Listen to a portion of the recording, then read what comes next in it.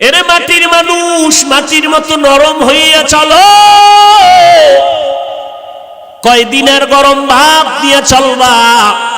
গরম ভাব দেখাইয়া নমরুদ টিকতে পারে নাই, সাদ্দার টিকতে পারে নাই, কারুন টিকতে পারে নাই, আবু জাহাল টিকতে পারে নাই। এক এক করে সব বিদায় হয়ে গেছে। ও আল্লাহর বান্দারা, এখনো সময় আছে, নবীর মোহাব্বতে তরিকাটা গলার মালা বানাও। ও এলাকার মুসলমান, ও পর্দার আড়ালের আম্মা জানেরা, বোনেরা, ও বৃদ্ধ বাবাজি, মাটির মতো নরম তবিয়তটা, অভ্যাসটা অন্তরে নিয়া সন্তানগুলোকে আদর্শওয়ালা বানাও। দুনিয়া কিছুই না রে বাবা। আজকে আমি টাকার গরম দেখাই, আমার শিক্ষার গরম দেখাই, আমার গরমের মেয়াদ কত জানেননি? আমার বক্তাগিরির একটা গরম আছে, আমার মতো বড় কণ্ঠওয়ালা বক্তা বাংলাদেশে নাই। এই যে গরম গরম ভাব দেখাইয়া চলবো, এই গরমের মেয়াদ কত? আজরাইল আসা পর্যন্ত। আজরাইল যখন এসে হাজির হয়ে যাবে, তখন তিনটা সাদা কাফন আমার জন্য রেডি হয়ে যাবে। কে বক্তা, কে শ্রোতা, কে ইমাম, কে মুক্তাদি, কে ডাক্তার, কে রোগী, কোনো ভেদাভেদ থাকবে না। তিনটা সাদা কাফনের প্যাকেটে আপনিও যাইবেন, আমিও যাব। ওই প্যাকেটটা বানাইয়া যখন বাঁশবাগানে কবরের মধ্যে রেখে সবাই চলে যাবে, ওই কবরে কোনো ফেরেশতা জিজ্ঞাসা করবে না তুমি কয় নাম্বারের নেতা, কয় টাকার মালিক, তোমার বাড়ি গাড়ি কেমন, শিক্ষাগত যোগ্যতা কেমন। আমি হাফিজুর রহমানকে যেই প্রশ্ন করবে, আপনাকে সে একই প্রশ্ন করবে। সমস্ত কবরওয়ালাদের তিনটা প্রশ্ন করবে। রবের পরিচয় দাও, ধর্মের পরিচয় দাও, রাহমাতুল লিল আলামিনের পরিচয় দাও। এই তিনটা প্রশ্নের জবাব যারা দিতে পারবে, মদিনার নবী বলেন তাদের কবর হবে রওজাতুম মির রিয়াজিল জান্নাহ। আর যারা জবাব দিতে পারবা না, তাদের কবর হবে হুফরাতুম মিন হুফারিন নার। ও আল্লাহর বান্দা, কয়দিনের যৌবনের বাহাদুরি করবি? আল্লাহ বলেন সব মাখলুক তোমার গোলাম বানায় দিলাম। আসমানটাও তোমার গোলাম, সূর্য তোমার গোলাম, জমিন তোমার গোলাম, বাতাস তোমার গোলাম। কেমন গোলাম দেখছো নি? সূর্যের তাপ তোমরা ব্যবহার করো, নিতেছো, গ্রহণ করো, কোনো বিল নেই।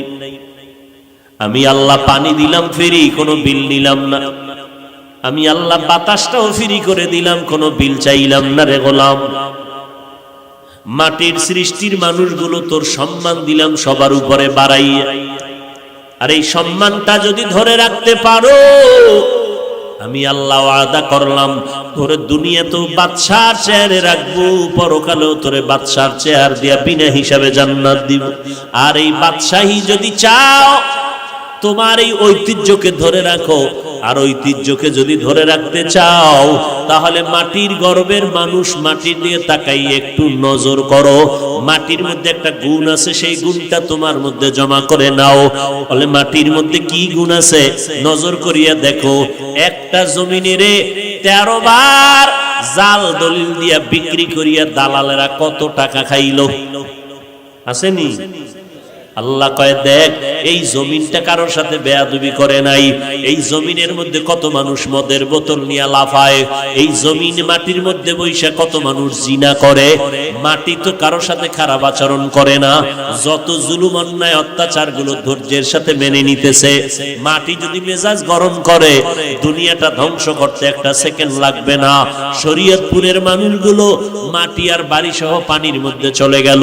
এরে আল্লাহর গোলাম, এখানে যদি আল্লাহ অর্ডার করে মাটি তুই 50 ফিট নিচে ধসে যা, মাটি ধসে যাবে। বাড়িঘর শুদ্ধ মানুষ আর ঘরও বলতেও কোনো সময় পাবে না। আল্লাহ তাআলা বলেন মাটির মধ্যে তাকায় দেখ, এই মাটির মধ্যে একটা গুণ আছে। এই মাটি যত জুলুম করা হয়, কারো সাথে খারাপ আচরণ করে না, বরং নিজের ধৈর্যের পাহাড় হইয়া সব মেনে নেয়। ও মাটির মানুষ, তোমার মধ্যে এই গুণটা অর্জন করো। তুমি গরম মেজাজ দেখাইও না, মাটির মতো নরম হইয়া জমিনে চলো। আল্লাহ বলেন ও মানুষ, তোমাদেরকে আমি আল্লাহ শক্ত মাটির থেকে বানাইছি, নাপাক পানির থেকে তোমাদেরকে আমি আল্লাহ রূপান্তরিত করলাম। ওই নাপাক পানিটাকে 40 দিন করে আমি আল্লাহ ফেরেশতার মাধ্যমে মেহনত করাইলাম। নাপাক পানি 40 দিনের শোধনের কারণে ওটা রক্ত জমাট রক্ত হয়ে গেল। জমাট রক্তকে আবার 40 দিন শোধন করার পরে গোশতের টুকরা, এর উপরে হাড্ডি, আবার 40-এর মেহনতে আবার এর উপরে গোশত।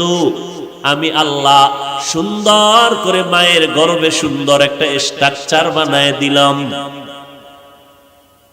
আমি আল্লাহ আস্তে আস্তে করে ধীরে ধীরে তোমার মতো মানুষটা আমি ফেরেশতার মাধ্যমে মায়ের গর্ভে সুন্দর করে বানিয়েছি। তো আল্লাহ বলেন আমি মাটির থেকে সৃষ্টি করেছি, এটাই আসল। নাপাক পানির থেকে যদি হয় তো কেমনে হবে? আবার মাটির থেকেই যদি আসল হয়, কই আমাদের তো নাপাক পানির থেকে আমরা আসছি, মাটির থেকে তো আসি নাই। এর জবাব হলো মাটির থেকে তোমাদের সৃষ্টি করার অর্থ হলো 1 নাম্বার, আমি তোমার বাবা আদমের ডাইরেক্ট মাটির থেকে আমি আল্লাহ নিজে বানায় দিলাম। আর আদমের পাজরের হাড় থেকে তোমাদের মা হাওয়া আলাইহিস সালামের আমি আল্লাহ বানাইছি জান্নাতের ভেতরে। আদম নবী জান্নাতে আরামে ঘুমায়, ঘুমের গভীরতার মধ্যে আমি রব্বুল আলামিন আদমের পেছনের হাড় নিয়া হাওয়াকে বানাইয়া সুন্দরী রূপসী করে পোশাক পরাইয়া একটু দূরে আমি বসায়া রেখেছিলাম। আদম ঘুম থেকে উঠিয়া অচেনা সুন্দরী রূপসীকে দেখে আকর্ষণ বাড়তে লাগলো। আদম ওদিকে মন যায়নি, কয় যায়, বলে যাওয়ার আগে পদ্ধতিটা কমপ্লিট করে নাও। আমি আল্লাহ এর সাথে তোমার হালাল বৈধতার সার্টিফিকেট দিতেছি। বলে কেমনে? বলে আমার বিশ্ব নবী রাহমাতুল লিল আলামিনের উপরে 4 বার অথবা তুমি 11 বার দরুদ শরীফ পড়ো তো হালাল হয়ে যাবে। আদম নবী তাই করলেন, 11 বার মদিনাওয়ালা নবীর উপরে দরুদ পড়লেন। আম্মা জান হাওয়া হালাল হয়ে গেলেন। 2 জন জান্নাতে থাকবেন। আল্লাহ বললেন থাকো,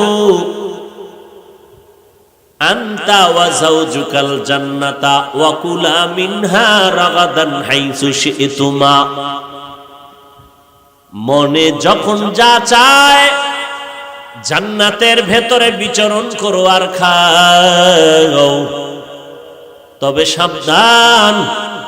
একটা গাছকে ইশারা করে বললেন ওয়ালা তাকরাবা হাযিহিশ শাজারা, ওই গাছের নিকটেও যাইবা না, যদি যাও তো জালেম। ফাতাকুনা মিনাজ যালিমিন।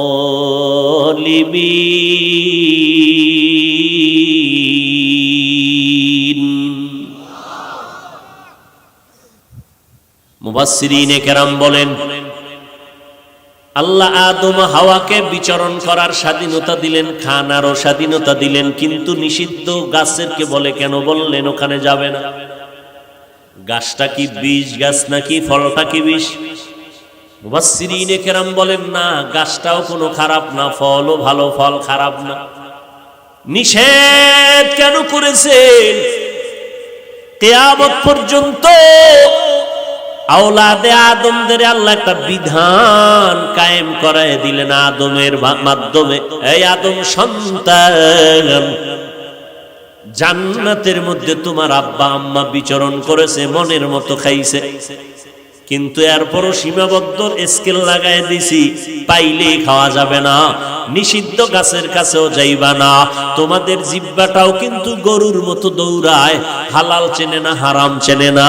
সাবধান, খাইতে কোনো নিষেধ নাই, স্বাধীনতা দিয়া দিলাম, তবে বাবার মতো তোমাদের উপরেও সীমাবদ্ধতা দিলাম। জীবনে যত হালাল পাবি খাবি, তবে হারাম দেখলে খাবি না। হারাম খানা বন্ধ করে দিও, ব্যবসা করো হালাল, কিন্তু ব্যবসার নামে সুদের সাথে জড়িত হইও না, হারাম। সুদ দিবা না, নিবা না, সাক্ষীও থাকবা না, তাহলে যে দিল যেই পরিমাণ অপরাধী, যে নিল সে ওই পরিমাণ অপরাধী, যারা লেখলো সাক্ষী হইল সবাই একই অপরাধী। বলে অপরাধ কি? বলে ছোট অপরাধ, নিজের মায়ের সাথে 24 ঘন্টা জিনার গুনাহ লেখা হবে। নাউজুবিল্লাহ, আয়েনা হারাম খাইয়া এত মজা পাইছে ও, নাউজুবিল্লাহ আয়েনা। আল্লাহ তাআলা বলেন, আমি দুই দল মানুষের সাথে যুদ্ধ করার ঘোষণা দিয়েছি। দুই দল মানুষের সাথে আমি আল্লাহ নিজে যুদ্ধ করার ঘোষণা দিলাম। এক দলের কথা কোরআনে, আর এক দলের কথা বুখারী শরীফে। কোরআনের বর্ণিত সূরা বাকারা 275 নম্বর আয়াত। সুদের সাথে যারা জড়িত হবে আল্লাহ তাদের সাথে যুদ্ধর ঘোষণা দিলেন। কারণ তোর মায়ের সাথে তুই জিনার গুনাহ করবি, আমি আল্লাহ তোরে ছেড়ে দিতে পারি না। সুদের সাথে যারা জড়িত ভালো করে রেকর্ড করেন, কলবে ঢুকান। জীবনভর নামাজ পড়বেন, একটা সিজদাও কবুল হবে না। 13,000 বার মক্কায় হজ করবেন, একটা লাব্বাইকও কবুল হবে না। সুদের খাতায় নাম লেখাইয়া 5 তালা মসজিদ বানাইলো, একটা নেক আমলনামায় আসবে না। 13,000 বার কোরআন খতম করলে একটা অক্ষরের নেক আমলনামায় লেখা হবে না। যতবার মোনাজাত দিবেন কসম আল্লাহর, একটা মোনাজাতও কবুল হবে না। কোরআন শরীফ খুলো, তওবা না করে যদি মরে যাও আল্লাহ ঘোষণা দেয় চিরস্থায়ী তোমার জন্য জাহান্নাম। বলার দায়িত্ব আমার, মানবেন কিনা সে দায়িত্ব আপনার।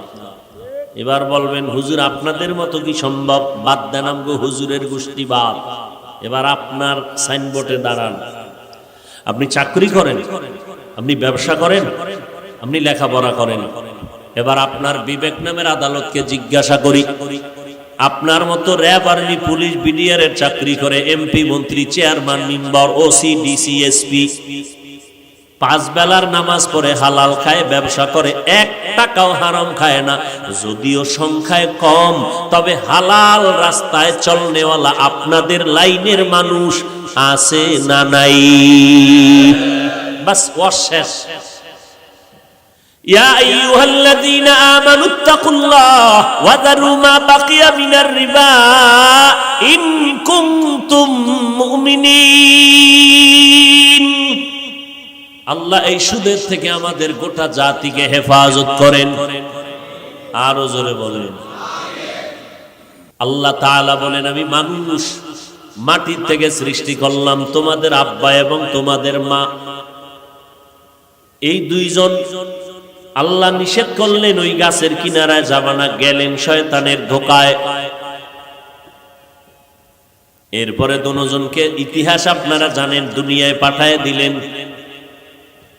দুইজনে দুই জায়গায় ছিলেন, এক সময় দুজন এক জায়গায় হলেন।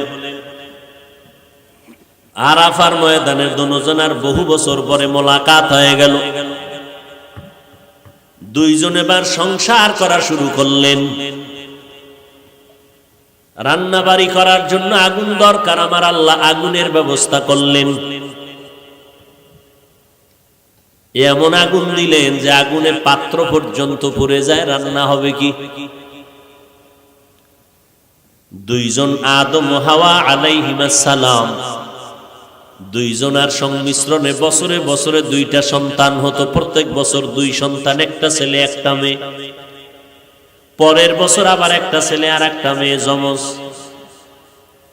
আদম নবীর শরীয়তে নিয়ম হলো আগের বছরের ছেলেটা পরের বছরের মেয়েটাকে বিয়া করবে, আপন ভাই বোন।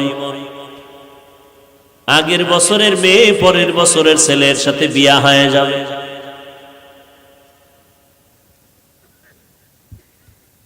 আল্লাহ বুঝাইলেন, মা বাবা যেই পদার্থের হবে সন্তানও সেই পদার্থেরই হবে। আদম যেহেতু মাটির, আম্মাজান হাওয়া যেহেতু মাটির, আমরা তার সন্তান, আমরাও মাটির। এক জবাব ক্লিয়ার। নাম্বার 2, যেই নাপাক পানিটা আমাদের শরীরের মধ্যে তৈরি হয়, মায়ের বাচ্চাদানির মধ্যে যায়, ওই নাপাক পানিটাও তৈরি হয় খানার মাধ্যমে। খানা আর খানাটাও তৈরি হয় জমিনের মাটির মাধ্যমে। 2 নাম্বার 3, নাপাক পানি যখন মায়ের বাচ্চাদানিতে নেওয়া হয়, আল্লাহ তাআলা ফেরেশতা পাঠাইয়া কয়, ও ফেরেশতা, ওই নাপাক পানির সাথে একটু মাটি মিশ্রণ করে দাও। কোথায় পাবো মাটি? বলে এই বান্দা বান্দি দুনিয়াতে যাওয়ার পরে যেখানে তার মরণ হবে, ওই কবর থেকে একটু মাটি এনে নাপাক পানির সাথে লাগায়া দাও। এটাই হবে বান্দা মাটির সৃষ্টি। কবে দুনিয়াতে আসবে আর মরবে আর কবর হবে কেউ জানি আমরা? আল্লাহ কয় আমি জানি। আমি ফেরেশতাকে বললাম, এই বান্দা এতদিন বাঁচবে, অমুক জায়গায় কবর হবে, ওখান থেকে মাটি নিয়ে আস। কথা হইল, যারা আগুনে পুড়ে গেল, পানিতে শেষ, লাশও নাই, এগো মাটি হইল কই? মুফাসসিরিনে কেরাম বলেন, মানুষের সব অঙ্গ প্রত্যঙ্গ আগুনেও যদি পুড়ে দাও, পানির মধ্যেও যদি নিশ্চিহ্ন হয়ে যায়, তবে একটা অংশ আছে আমাদের পিঠে যে একটা মেরুদণ্ড আছে, সোজা হাড়, এই হাড়ের নিচে একটা মার্বেলের মতো গোড়া আছে, গোড়া। এটা কিয়ামতের আগ পর্যন্ত কখনো পানিতেও নষ্ট হবে না, আগুনেও পুড়বে না। ওই অংশটা কোনো না কোনো একদিন মাটির সাথে গিয়া লাগবে, আর ওইটাই হবে তার কবর। আল্লাহ জানেন, ফেরেশতাকে বলে দেয় এখান থেকে মাটি নাও। এতক্ষণ শুধু যুক্তি টুক্তি দিয়া প্রমাণ কি করতে চাইলেন উলামায়ে কেরাম? যে গোটা জগতের মানুষ মাটির সৃষ্টি। এত যুক্তি দিয়া মাটির সৃষ্টি প্রমাণ করতে চাইলেন কেন? মাটির সৃষ্টির মতো শ্রেষ্ঠ আল্লাহর মাখলুকতের মধ্যে আর কেউ নেই। নূরের সৃষ্টিরাও শ্রেষ্ঠ না, আগুনের সৃষ্টি শ্রেষ্ঠ না, একমাত্র মাটির সৃষ্টি মানব জাতি শ্রেষ্ঠ। এই সিদ্ধান্ত কার? স্থায়ী সিদ্ধান্ত, নাড়াচাড়া করার কোনো কায়দা। নূরের সৃষ্টি শ্রেষ্ঠ, আগুনের সৃষ্টি শ্রেষ্ঠ, একমাত্র মাটির সৃষ্টি মানব জাতি শ্রেষ্ঠ। কেমন শ্রেষ্ঠ? এদের কোনো তুলনা। ওয়ালাকাদ কাররামনা বানি আদম ওয়া হামালনাহুম ফিল বাররি ওয়াল বাহরি ওয়া রাযাকনাহুম মিনাত তাইয়্যিবাত ওয়া ফাদ্দালনাহুম আলা কাসীরিন মিম্মান খালাকনা তাফদীলা। বনি আদম বড় দামি, এদের মতো শ্রেষ্ঠ কেউ নাই। নূরের সৃষ্টিরও এত দাম নাই, মাটির মানুষের এত দাম। আল্লাহ বলেন, আমি তোমাদের জন্য পবিত্র হালাল রিজিকের ব্যবস্থা করে দিলাম আমি আল্লাহ নিজে। গরুতে ঘাস খায়, ফ্যান খায়, খেরকুটা খায়, শুকরে পায়খানা খায়, কুকুরে ময়লা খায়, আর আমি আল্লাহ তোমার জন্য গোটা জমিনের মধ্যে পিওর খানার আয়োজন করে দিলাম হালাল। তরমুজ খাবি, মজা কইরা খাবি না, খাবার দিয়া দিছি যেন তোর খাইতে কোনো কষ্ট না হয়, ময়লা যেন না লাগে। কিন্তু তুই কত বড় নিমক হারাম, ওই তরমুজের ভিতরে তুই মেডিসিন ঢুকাইছো। কত বড় তুই নিমক হারাম, তোরে জুতা দিয়ে ১.৫ বছর ভিড়াইলেও তো ঝাল মিটে না। তুই কত বড় বেঈমান। আল্লাহ তাআলা বলেন, তোরে আমি কত ভালোবাসি, আমি তোমার জন্য হালাল খানার আয়োজন করে দিলাম। পিওর মশলা লাগবে, মশলা, পেঁয়াজ, রসুন, আদা, তেজপাতা, এরপরে দারচিনি, এলাচি, তোর আব্বাই বানায় দি। আল্লাহ কয়, আমি জমিনে গাছ লাগাইয়া ব্যবস্থা করে দিছি। ওয়া আদাসিহা ওয়া বাসলিহা। তুই ভাত খাবি, চাল দরকার, আমি আল্লাহ পাক চালটারে কাবার করে দিলাম ধান। এইটারে বান্দা তুই প্রিপেয়ারিং করিয়া, শোধন করিয়া করিয়া তুই চাল বের করো। আমি আল্লাহ তাআলা ওই চালের মধ্যে এত ভিটামিন দান করলাম, তুই এত বড় নেমো খারাম, ওই চালের মধ্যে আবার মেশিন লাগাইছো, মোটাটারে চিকন বানাইছো, মেডিসিন মাইরা ভিটামিনের গোষ্ঠী শুদ্ধ উদ্ধার কইরা দিছো রে নিমো খারাম। করেনি কি মিনিগেট আরো কত কসু, পুলিশে আরে ভিডারে ভিডা, এই নাম পাইছো কই, এই 2 নাম্বারই শিখছো কই? স্যার আমার দোষ কি? যারা এটি বানায় মেশিনে ধরেন খবর নাই, সারাদিন মোরাকাবা করে মোবাইল নিয়ে, কি দেখে আল্লাহ জানে।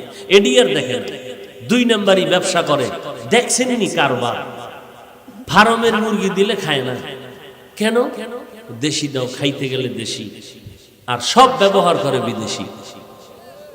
পোশাক কেন দেশিটা হবে না, গেঞ্জি বিদেশি, মুজা বিদেশি, ঘড়ি বিদেশি, মোবাইল বিদেশি, আরো সব বিদেশি, খাইতে গেলে দেশি।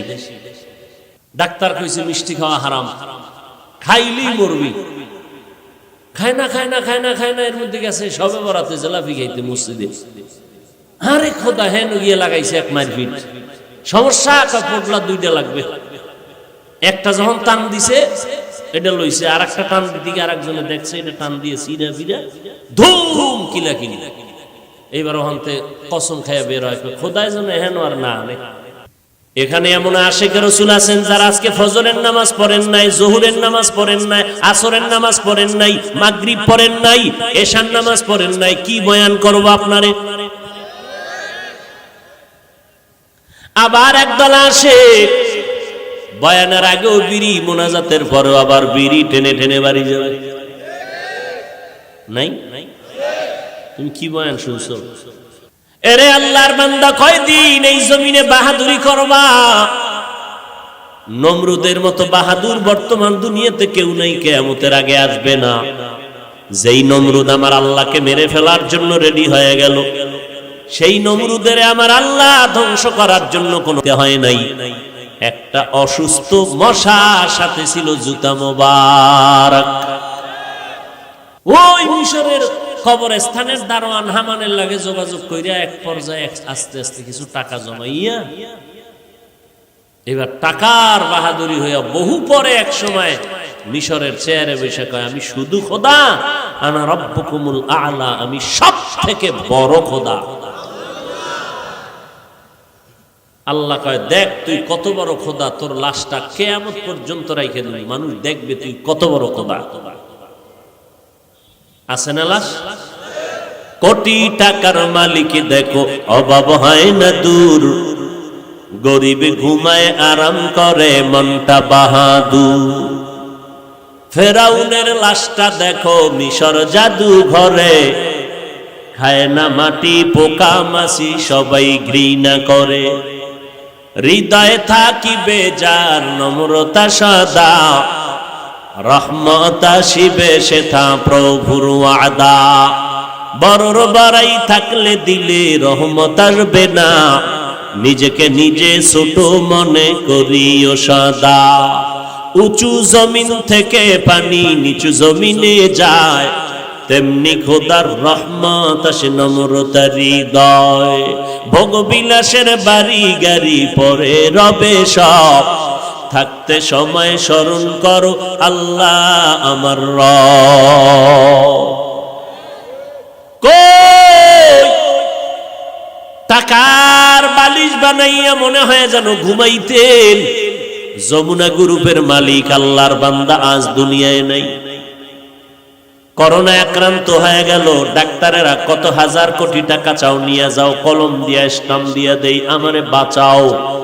দুনিয়ার সব ডাক্তারেরা টাকার মোকাবেলায় ওই যমুনার মালিকের আর বাঁচাইয়া রাখতে পারলো না। আল্লাহর বান্দা আজ কবরে খালি হাতে চলে গেল, তার জীবনের সব কামাই দুনিয়ার মাটিতে পড়ে রইল। মিনহা খালাকনাকুম, এরে মাটির মানুষ, আমি তোমাকে অনেক সম্মানিত করে দিলাম। মাটি উপরে মারলে নিচে যায়, থাকেও পায়ের নিচে, কিন্তু মনে মনে ভাবিস না তোর সম্মান বুঝি মাটি পায়ের নিচে না। আমি আল্লাহ তোর সম্মান এত বাড়াইয়া দিলাম, দুনিয়ার সব জিন ফেরেশতা পর্যন্ত তোর গোলামির জন্য পাগল হয়ে আছে। এখানে আমাদের ফেরেশতারা আমাদের ওয়েলকাম দিছে, স্বাগতম জানাইছে। ফেরেশতারা আমাদের গোলামি করে, জিনেরা আমাদের গোলামি করে, সব মাখলুকাত তোমার আমার গোলাম। আল্লাহ তাআলা বলে তোমাদের এত সম্মান আমি বাড়ায় দিলাম। একটা গরুর এত শক্তি, গাভীর এত শক্তি, কিন্তু বান্দা যখন সামনে দাঁড়ায় দুর্বল হয়ে যায়। গরুটার শক্তি দিয়া যদি মেজাজ গরম করত, কোন বনিয়াদম এক ফোঁটা দুধ নিয়ে ঘরে নিয়ে খেতে পারত না। এরে আল্লাহর বান্দা, আমার আল্লাহ কেমন দয়াময় মালিক। আল্লাহ বলেন সব মাখলুক তোমার গোলাম বানায় দিলাম। আসমানটাও তোমার গোলাম, সূর্য তোমার গোলাম, জমিন তোমার গোলাম, বাতাস তোমার গোলাম। কেমন গোলাম দেখছো নি? সূর্যের তাপ তোমরা ব্যবহার করো, নিতেছো, গ্রহণ করো, কোনো বিল নেই। আমি আল্লাহ পানি দিলাম ফ্রি, কোনো বিল নিলাম না।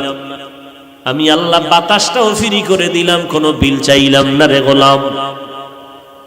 মাটির সৃষ্টির মানুষগুলো তোর সম্মান দিলাম সবার উপরে বাড়াইয়া।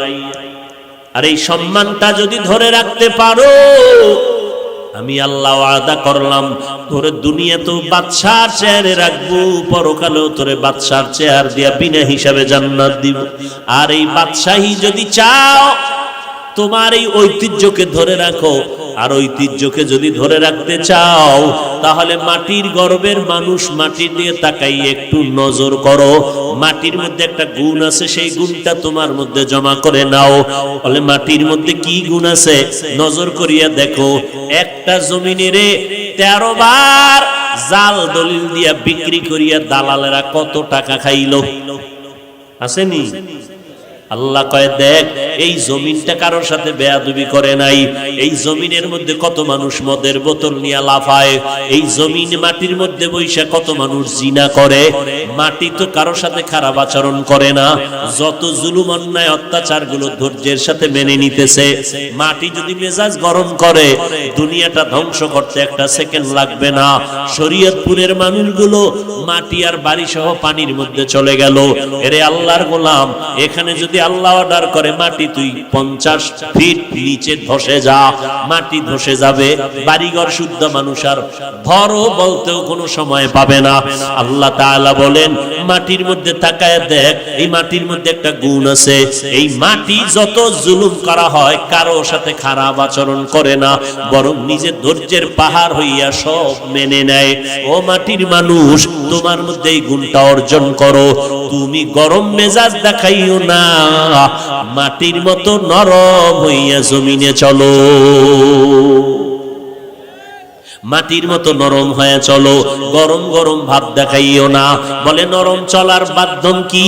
বলে বান্দা একা একা পারবা না, কারণ তোমার মধ্যে রক্তের গরম আছে, টাকার গরম আছে, ক্ষমতার গরম আছে, এলেমের গরম আছে, আমলের গরম আছে। সব গরমটাকে দমন যদি করতে চাও, তাহলে আল্লাহর পেয়ারা বান্দাদের বন্ধু হইয়া তারপরে চলো। দুনিয়ার জমিনে নিজের অহংকার ভাবটাকে বন্ধ যদি করতে চাও, তাহলে একজন খাঁটি আল্লাহওয়ালা, যাদের বয়ান শুনলে দিল নরম হয়, যাদের সংস্পর্শে গেলে বেআমলওয়ালারা আমলওয়ালা হয়, এইরকম আল্লাহওয়ালাদের সংস্পর্শে যাও। এইরকম আল্লাহওয়ালার নেক নজরে যদি থাকো, দেখবা একদিন কলবের উপরে নজর লাগতে লাগতে কলবটা দুর্বল হয়ে যাবে, নরম হয়ে যাবে। এরে নবীর উম্মত, রাগ তো আপনাদের অন্তরেও যেমন আছে, আমাদের অন্তরেও তো রাগ আছে। রাগ নাই? আপনারাও যেমন সূর্যের আলো বাতাস নেন, আমরাও তো নেই। আমরা আপনারা যেই জমিনে বসবাস করেন, আমরাও তো করি। আপনারা যেই নদীর পানি আর যেই গাছের ফল খান, আমরাও তো একই ফল আর পানি পান করি। আপনারা যেই ফল ফসল দিয়া চলেন, আমরাও তো এগুলোই খাই। আপনার আকৃতি 2 হাত 2 পা, আমারও তো একই সিস্টেমের। আপনার মেজাজটা যদি গরম হয়, আপনি আমারে 13টা গালি দিতে পারেন, আমিও তো আপনাকে গালি দিতে পারি। কিন্তু না, এই টুপি মাথায় দেওয়ার পর আমরা টুপি মাথায় দিয়া দাড়িটা লম্বা করে 5 বেলার নামাজ পড়ি, হালাল খাই।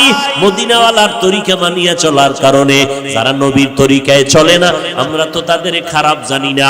এমন কি এই জমিনে বিধর্মীদের বিরুদ্ধে কোনো বয়ান করি না, হিন্দুদের বিরুদ্ধে বলি না, খ্রিস্টানের বিরুদ্ধে বলি না, ইহুদির বিরুদ্ধে বয়ান করি না। এমন কি আমার মুসলমান ভাইরা যারা নামাজ পড়ে না, রোজা রাখে না, আমরা তাদের বিরুদ্ধে কোনো বয়ান করি না। যত কথা বলি দিলটা নরম কইরা, মনে হয় যেন আপনার টাকার কেনা আমি গোলাম, নত হইয়া হইয়া পায়ে ধরে ধরে ধরে ধরে বয়ান করি। ভাইজান নামাজটা পড়েন, টুপিটা মাথায় দেন, মা বাবার খেদমত করেন। এরপরেও আবার এত নরম হইয়া বয়ান করার পরে আবার একদল মুসলমান আমাদের কথা মানবে তো দূরের কথা, উল্টা আমাদের গালি দেয়। টুপির মধ্যে ঝামেলা, নামাজ পড়িয়া লাভ নাই, মাদ্রাসায় জঙ্গি ট্রেনিং হয়। এইভাবে বাজে বাজে কথা বলার পরেও আমরা মেজাজটা গরম করি না, ধৈর্য ধারণ করি। কারণটা কি? এটা মায়ের গর্ভ থেকে আসিয়াই কিন্তু এই গুণটা অর্জন করতে পারি নাই।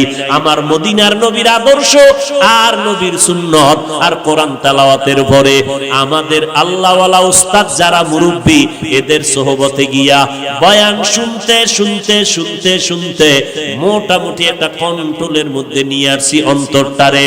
রাগ আসলেও সেটাকে দমন করার চেষ্টা করি। সারা দুনিয়ার ইহুদিরা ভয় পায়, সারা দুনিয়ার খ্রিস্টানেরা কোরআনওয়ালাদের ভয় পায়। কেন? সারা দুনিয়ার যত অস্ত্রওয়ালারা আছে, হুজুরদের হাতে কোনো অস্ত্র নাই, হুজুরদের কাছে কোনো টাকা নাই, হুজুরদের হাতে জমিনের কোনো ক্ষমতা নাই। এরপরও সমস্ত দুনিয়ার টাকাওয়ালা ক্ষমতাওয়ালারা, অস্ত্রওয়ালারা কোরআনওয়ালাকে কেন ভয় পায়? ওরা জানে এই হুজুরের দল, মদিনার নবীর মোহাব্বত যাদের। এরপরও আমরা কত গালি শুনি, চুপ চুপ চুপ। একটা জবাব তো দূরের কথা, উল্টা জবাব দেই। কি? ইমাম সাহেবের কতই না বাজে কথা বলে কত মানুষ। এরপর মোনাজাতে দোয়া করে, আল্লাহ এলাকায় শান্তি দান করেন, ব্যবসায় বরকত দান করেন, কবরওয়ালাদের আযাব মাফ করে দেন, অসুস্থ রোগীদের সুস্থ বানায় দেন। কয়নি ইমাম সাহেব? কোনদিন বরদোয়া করেন। কারণ মিনহা খালাকনাকুম, এরে মাটির মানুষ, মাটির মতো নরম হইয়া চলো। কয়দিনের গরম ভাব দিয়ে চলবা। গরম ভাব দেখাইয়া নমরুদ টিকতে পারে নাই, সাদ্দার টিকতে পারে নাই, কারুন টিকতে পারে নাই, আবু জাহাল টিকতে পারে নাই। এক এক করে সব বিদায় হয়ে গেছি। ও আল্লাহর বান্দারা, এখনো সময় আছে, নবীর মোহাব্বতে তরিকাটা গলার মালা বানাও। ও এলাকার মুসলমান, ও পর্দার আড়ালের আম্মা জানেরা, বোনেরা, ও বৃদ্ধ বাবাজি, মাটির মতো নরম তবিয়তটা, অভ্যাসটা অন্তরে নিয়া সন্তানগুলোকে আদর্শওয়ালা বানাও। দুনিয়া কিছুই না রে বাবা। আজকে আমি টাকার গরম দেখাই, আমার শিক্ষার গরম দেখাই, আমার গরমের মেয়াদ কত জানেননি? আমার বক্তাগিরির একটা গরম আছে, আমার মতো বড় কণ্ঠওয়ালা বক্তা বাংলাদেশে নাই। এই যে গরম গরম ভাব দেখাইয়া চলবো, এই গরমের মেয়াদ কত? আজরাইল আসা পর্যন্ত। আজরাইল যখন এসে হাজির হয়ে যাবে, তখন 3টা সাদা কাফন আমার জন্য রেডি হয়ে যাবে। কে বক্তা, কে শ্রোতা, কে ইমাম, কে মুক্তাদি, কে ডাক্তার, কে রোগী, কোনো ভেদাভেদ থাকবে না। 3টা সাদা কাফনের প্যাকেটে আপনিও যাইবেন, আমিও যাব। ওই প্যাকেটটা বানাইয়া যখন বাঁশবাগানে কবরের মধ্যে রেখে সবাই চলে যাবে, ওই কবরে কোনো ফেরেশতা জিজ্ঞাসা করবে না তুমি কয় নাম্বারের নেতা, কয় টাকার মালিক, তোমার বাড়ি গাড়ি কেমন, শিক্ষাগত যোগ্যতা কেমন। আমি হাফিজুর রহমানকে যেই প্রশ্ন করবে, আপনাকে সে একই প্রশ্ন করবে। সমস্ত কবরওয়ালাদের 3টা প্রশ্ন করবে। রবের পরিচয় দাও, ধর্মের পরিচয় দাও, রাহমাতুল লিল আলামিনের পরিচয় দাও। এই 3টা প্রশ্নের জবাব যারা দিতে পারবে, মদিনার নবী বলেন তাদের কবর হবে রওজাতুম মির রিয়াজিল জান্নাহ। আর যারা জবাব দিতে পারবা না, তাদের কবর হবে হুফরাতুম মিন হুফারিন নার। ও আল্লাহর বান্দা, কয়দিনের যৌবনের বাহাদুরি করবি? আমরা বলি না সবাই আমাদের মতো টুপিওয়ালা হয়ে যাও, না না, স্কুলে যারা পড়ো পড়ো, যারা চাকরি করো করো, যারা লেখাপড়া করো করো রে বাবা, ব্যবসা করো করো, তোমার মতো স্কুল পড়ুয়া ছাত্র 5 বেলার নামাজি আছে না নাই? তাহলে তুমি কেন পারবা না? তোমার আমার মতো কত বান্দা জীবনে মাদ্রাসায় পড়ে নাই, আলিফ বা তাও জানে না, এই রকম বান্দা র্যাব, আর্মি, পুলিশ, বিডিআরের চাকরি করে, এক বেলার নামাজও বাদ দেয় না। নিজের বিবেকটাকে জিজ্ঞাসা করো রে বাবা, তুমি কেন 5 বেলার নামাজ পড়তে পারো না? তোমার আমার মতো কত আল্লাহর বান্দা এই জমিনের মধ্যে রাস্তায় গাড়ি চালায়, নামাজ ছাড়ে না, নদীর মধ্যে মাছ ধরে, নামাজ বাদ দেয় না, কৃষি কাজ করে, গামছা বিছাইয়া নামাজ পড়ে, তারপরও নামাজ ছাড়ে না। ও আল্লাহর বান্দা, আল্লাহ আকল দিছে, বিবেক দিছে, চিন্তা করো তুমি কেন পারবা না? ও পর্দার আড়ালের আম্মা জানেরা, আপনারা নবীদের মা, আলেমের মা, সাহাবায়ে কেরামের মা, হাফেজে কোরআনের মা, আপনারা দামি দামি সন্তানের মা, আপনাদের মর্যাদা আমার আল্লাহ বাড়িয়ে দিয়েছেন। ও পর্দার আড়ালের মা বোনেরা, আপনাদের কি মনটা চায় না একজন আলেম হাফেজের মা হইয়া কবরে যাবেন? ও মা, দুনিয়াটা কিছুই না, আজকে আপনার টাকা পয়সা বাড়ি গাড়ি অভাব নাই, এমন একটা দিন আসবে সাদা কাফনের প্যাকেট বানাইয়া যখন কবরে নিবে, আপনার সন্তানগুলো মা মা বলে চিল্লায় কাঁদবে, আপনি কোনো জবাব দিতে পারবেন না। ও আম্মা জান, আজ আপনি স্বামীর ঘরে আসিয়া সন্তানের মা হইলেন, আপনারও তো মা আছে, ওই মায়ের চিন্তা করেন আপনার সন্তান নিয়ে আপনি কি পরিমাণ কষ্ট করেন। আপনার মাও কিন্তু এই পরিমাণ কষ্ট করেছিলেন, আজ ওই মা কবরে চলে গেছেন, আপনাকেও তো একদিন কবরে চলিয়েই যেতে হবে। ও পর্দার আড়ালের আম্মা জান, আপনারা খাদিজা রাদিয়াল্লাহু আনহার মতো নারী, ফাতেমা রাদিয়াল্লাহু আনহার মতো নারী, নবীজির বিবি আয়েশা রাদিয়াল্লাহু আনহার মতো আপনারা নারী, আপনাদের জান্নাত যাওয়া বড় সহজ। স্বামীর খেদমত করেন, মাল হেফাজত করেন, সন্তানগুলো আদর্শওয়ালা বানান, সন্তানটাকে আদর্শওয়ালা আদবওয়ালা বানান। সন্তান ডাক্তার হবে আলহামদুলিল্লাহ, তবে আদর্শ যেন ঠিক থাকে। আপনার সন্তান ইঞ্জিনিয়ার বানাবেন আলহামদুলিল্লাহ, তবে সন্তান যেন চরিত্রহীন না হয়। আপনার সন্তানের একজন বড় ডাক্তার বানাবেন আলহামদুলিল্লাহ, তবে ব্যবহারে যেন কোনো মুরব্বীরা কষ্ট না পায়। ও আল্লাহর বান্দিরা, আল্লাহর কাছে দোয়া করেন, তওবা করেন, আল্লাহকে বলেন, আল্লাহ নেককার সন্তানের মা বাবা হওয়ার তৌফিক দান করে দাও। সন্তান ডাক্তার হলেও কোনো দুঃখ নাই, যদি আমার সন্তান নবীর তরিকা মতো চলে, মানুষের দোয়া নিয়ে কবরে যাইতে পারে। ও যুবকেরা, আল্লাহর কাছে তওবা করে নাও, দুনিয়ায় কয়দিন আর থাকবা, আল্লাহর কাছে তওবা করো, আর আল্লাহকে বলো, হে মালিক, আমি ডাক্তারি পড়ি, ইঞ্জিনিয়ারিং পড়ি, যাই পড়ি, আর কোনোদিন ব্যবহার কারো সাথে খারাপ করব না, মা বাবার সাথে খারাপ আচরণ করে বরদোয়া নিব না, ওলামায়ে কেরামের বিরোধিতা করে গুনাহগার হব না, নবীর তরিকার বাহিরে চলব না, দেশের বিরুদ্ধে জাতির বিরুদ্ধে কোনো ষড়যন্ত্রে লিপ্ত হব না। আল্লাহর কাছে মনে মনে তওবা করে নাও। আমার আল্লাহ তওবার দরজা খুলে রাখলেন, অন্তরটাকে বুঝাও। ও পর্দার আড়ালের আম্মা জান, আপনাদের মতো মা এখনো এলাকার মধ্যে ঘুরলে দেখবেন বহু মা এখনো আছে, 5 বেলার নামাজ বাদ দেয় না, স্বামীর খেদমত করে, পর্দা করে, হালাল খায়, রাতের বেলা তাহাজ্জুদের নামাজটা পর্যন্ত পড়ে। ও মা, আপনি কেন পারবেন না? কয়দিন আর দুনিয়াতে থাকবেন? আপনার আর 5 বছর বাঁচার গ্যারান্টি নাই। আজরাইল যদি আসে, সবাই আপনার লাশটা ঘর থেকে নামাইয়া বাসবাগানে নিয়ে যাবে। অতএব এখনো সময় আছে তওবা করার জন্য। আল্লাহ বলেন, তওবা করলে মুহূর্তে জীবনের সব গুনাহ মাফ করে দিব। ও আল্লাহর বান্দারা, বৃদ্ধ বাবাজি, পর্দার আড়ালের মা, যুবক, আল্লাহকে মনে মনে ডেকে বলো, হে আল্লাহ, দুনিয়াতে আসিয়া কত অপরাধ করেছি রে মালিক, আমার অন্যায়ের খবর আমার মা বাবা ভাই বোনেরা জানে না, আপনি জানেন। আজকে থেকে তওবার নিয়ত করে ফেললাম, আর নামাজ ছাড়বো না, বেপরদায় চলবো না, মা বাবাকে কষ্ট দিব না, নবীর তরিকার বাহিরে চলবো না। ও দয়ার মালিক, মেহেরবানি করে তুমি আমাকে মাফ করে দাও। উলামায়ে কেরামের পরামর্শ নিয়ে চলবো, জাহান্নামী হইয়া কবরে যাব না। তওবা করার যদি অন্তরে নিয়ত থাকে, অন্তরে কোনো দুর্বলতা না থাকে, মরে গেলে যাব, হায়াতের মালিক আমার আল্লাহ, ইজ্জতের মালিক আমার আল্লাহ।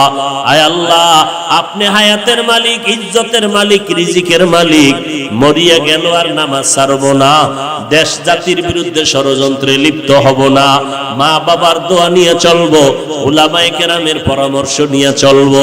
তওবা করার যদি অন্তরে কারো খাঁটি ভাবে নিয়ত হয়ে থাকে, খাঁটি তওবার নিয়তে আমার আল্লাহকে দুটো হাত উঁচু করে দেখায় দেই। আয় আল্লাহ, আমাদের হাতগুলো কবুল করে নেন, তওবা কবুল করে নেন, তওবার উপরে মজবুত হইয়া চলার তৌফিক দান করেন, আমিন। আলহামদুলিল্লাহি রাব্বিল আলামিন, والصلاة والسلام على سيد الأنبياء والمرسلين وعلى آله وأصحابه أجمعين يا أرحم